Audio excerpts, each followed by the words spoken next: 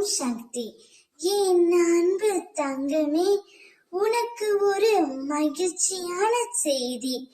உன்னுடைய துணை உன்னை வேண்டாம் என்று தூக்கி எறிந்த உன்னுடைய துணை நீதான் வேண்டும் என்று உன் வீட்டு வாசலில் வந்து நிற்கப் போகின்றார். தான் செய்த தவறை உணர்ந்து உன்னிடம் மன்னிப்பும் கேட்கப் போகின்றார்.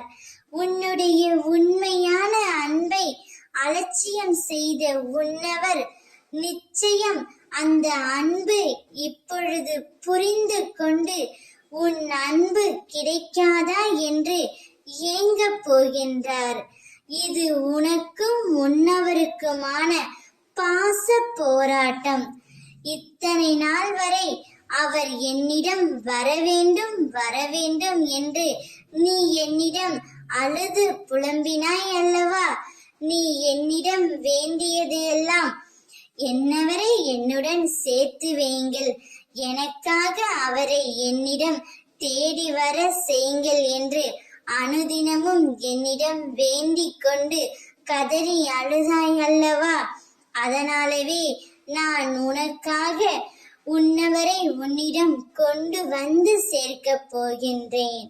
உன் துணை இப்பொழுது நீதான் வேண்டும் என்று உன் வீட்டு வாசலில் வந்து நிற்கப் போகின்றார். நீ மிகவும் சந்தோஷத்தில் உள்ளாய்.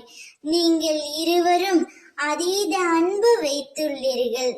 அதனால் ஏற்பட்ட பிரிவு தான் இது.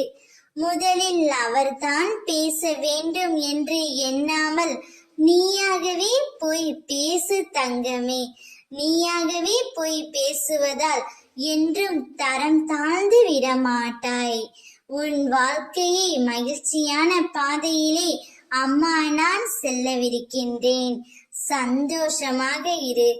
ஓம் சக்தி.